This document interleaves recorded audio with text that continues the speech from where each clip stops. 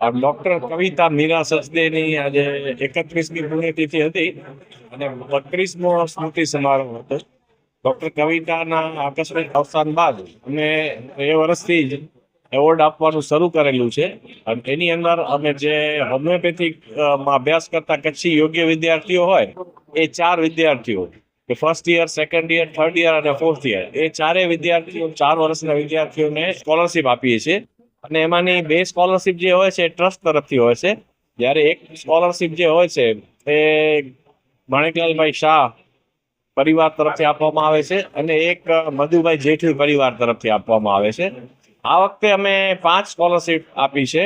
એનું કારણ એવું હતું કે એક જે વિદ્યાર્થીની હતા જેમને લાસ્ટ યર ફર્સ્ટ યરમાં BHMS સ્કોલરશિપ મળી હતી, એમણે એપ્લાય કર્યું હતું. હકીકત એવી હતી કે ફર્સ્ટ યર BHMS છે એ 1.5 વર્ષનું હોય છે, એટલે આ એક વધારાનું એમનું વર્ષ હતું. એમને એક સ્પેશિયલ સ્કોલરશિપ અમે આપી છે. આ ઉપરાંત જે લોકો યુનિવર્સિટીમાં હોમિયોપેથિકની અંદર ફર્સ્ટ આવેલા હોય ફાઇનલ યરમાં, એમને અમે એક સ્મૃતિચિહ્ન અર્પણ કરીએ છીએ. તો એ રીતે અમે સ્મૃતિચિહ્ન આણંદ વિદ્યાપીઠમાંથી જે એવોર્ડ વિજેતા હતા એમને મળેલું છે. આ ઉપરાંત કવિતા જે છે એ માતૃછાયા સ્કૂલમાં ભણી હતી, તો માતૃછાયા સ્કૂલમાં 10થમાં જે ફર્સ્ટ આવ્યા હોય એને અમે એવોર્ડ આપેલો છે. તેવી જ રીતનું કવિતા 12th જે છે એ VD હાઈસ્કૂલમાંથી કર્યું હતું, તો VD હાઈસ્કૂલમાં જે પ્રથમ આવેલ હોય છે સાયન્સમાં, એમને અમે એવોર્ડ આપેલા હોય છે. આ ઉપરાંત વિવિધ જે છે સંસ્કૃત છે, ગાંધી જીવન ઝાંખી છે, એ તમામ સ્પર્ધાઓ છે એની અંદર જે ફર્સ્ટ આવેલ છે એમને પણ અમે એવોર્ડ આપીએ છીએ. આ ઉપરાંત એક બેન છે જેમણે સ્વયં સુરક્ષામાં મહિલાઓને ટ્રેનિંગ આપેલી છે, એમને એવોર્ડ આપ્યો છે જ્યોતિબેનને. નારણભાઈ જે હોમગાર્ડમાં હતા, એમણે 1971ની યુદ્ધ દરમિયાન જે વિશિષ્ટ કામગીરી કરી હતી, એમના માટે પણ એમને એવોર્ડ આપ્યો છે. આ ઉપરાંત બીજી પણ અનેક જે નાની નાની સ્પર્ધાઓ હતી એમાં જે પ્રથમ, દ્વિતીય, તૃતીય આવેલા હોય એમને અમે એવોર્ડ આપેલો છે. કોઈ પણ કુટુંબના સભ્યને વિદાય લેવી એ જરૂર એક શોકની બાબત છે, પણ એની યાદને કાયમ રાખવી એ સ્મૃતિ છે. તો કવિતાની યાદ કાયમ રહે એના માટે કરીને જ આ બધા એવોર્ડ ફંક્શનનું આયોજન અમે કરીએ છીએ. એમની ખોટ અમારા કુટુંબને જરૂર પડી છે, પણ એનાથી બીજાને જો લાભ થતો હોય એની સ્મૃતિમાં, તો એનો અમને આનંદ પણ છે. અમે જ્યારે સ્કોલરશિપ પ્રથમ વર્ષે શરૂ કરી ત્યારે 2 સ્કોલરશિપથી શરૂઆત કરી હતી.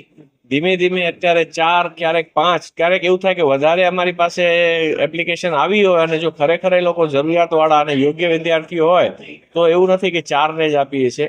તો અત્યાર સુધી ઘણી બધી અમે સ્કોલરશિપ આપી છે. એ જ રીતનું જુદી જુદી યુનિવર્સિટીમાંથી જ્યારે પણ નામ આવે છે જેમના BHMSમાં અભ્યાસ કરતા, તો એ પણ અમે ઘણા બધા એવોર્ડ આપ્યા છે.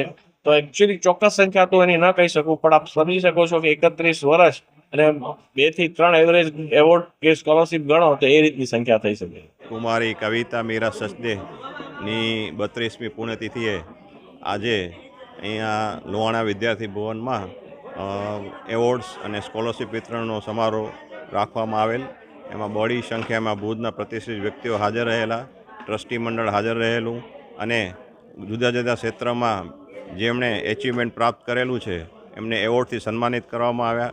અને 15 હજારની 5 સ્કોલરશિપો, 3 સ્કોલરશિપ ટ્રસ્ટ તરફથી આપવામાં આવેલી, 1 સ્કોલરશિપ માણેકલાલભાઈ શાહ પરિવાર તરફથી આપવામાં આવેલ છે અને 1 સ્કોલરશિપ મધુસૂદન જેઠી પરિવાર તરફથી આપવામાં આવેલ છે. અને જેટલા પણ સ્ટુડન્ટ્સ હાજર રહેલા, જેમણે સ્કોલરશિપ સ્વીકારી, જેમણે એવોર્ડ સ્વીકાર્યા, એ ખૂબ જ આનંદિત થયા છે. એમને બહુ પ્રેરણા મળી છે અને ભવિષ્યમાં પણ અમે ટ્રસ્ટ દ્વારા આવા એચિવમેન્ટ પ્રાપ્ત કરનાર વિદ્યાર્થીઓને વધુ સ્કોલરશિપ કેમ મળી રહે એ માટે તત્પર રહેશું. કવિતા મીરા સચદે એમની આજે 32મી પુણ્યતિથિ અને 31મો સ્મૃતિ સમારોહ. અને આપે જોયું તેમ જુદા જુદા 5 વિદ્યાર્થી ભાઈ બહેનોને દરેકને ₹15,000ની સ્કોલરશિપ આપવામાં આવી. અને તે જ રીતે Sardar Patel university BHMS first અને બીજા 13 પ્રતિભાશાળી વિદ્યાર્થી ભાઈ બહેનો કે જેમણે જુદા જુદા વર્ગોમાં પ્રથમ સ્થાન પ્રાપ્ત કરેલું, એમને ડૉક્ટર કવિતા મીરા સચદે એવોર્ડ્સ એનાયત કરી અને એમની સિદ્ધિઓનું સન્માન કરવામાં આવ્યું. અને આપણે જોયું કે સ્કોલરશિપ પ્રાપ્ત વિદ્યાર્થી ભાઈ બહેનો અને એવોર્ડ પ્રાપ્ત વિદ્યાર્થી ભાઈ બહેનોના ચહેરામાં જે ખુશી હતી એને કારણે અમને એમ લાગે કે દર વર્ષે સ્કોલરશિપ વધારતા જઈએ, દર વખતે એવોર્ડ પણ વધારતા જઈએ.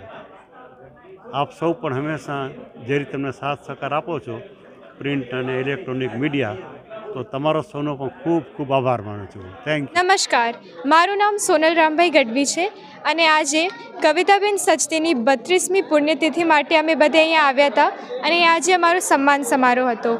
હું રાજ્ય કક્ષાએ શીઘ્ર વક્તૃત્વમાં પ્રથમ આવી હતી અને તેના માટે આજે અમારું સન્માન રાખ્યો હતો. મારા સાથે સાથે ઘણા બધા મિત્રો અને વડીલોનો બી સન્માન હતો. અહીંયા આવીને મને બહુ હર્ષનો વિષય લાગ્યો અને અહીંયા જે અમને સન્માન આપે છે તે અમારા માટે બહુ મોટી વાત છે અને અમને પ્રોત્સાહન આપે છે. આવા કાર્યક્રમ હંમેશા ચાલતા રહે છે અને આ 32મો જે કાર્યક્રમ છે એ એક બહુ સફળતાનો વિષય છે.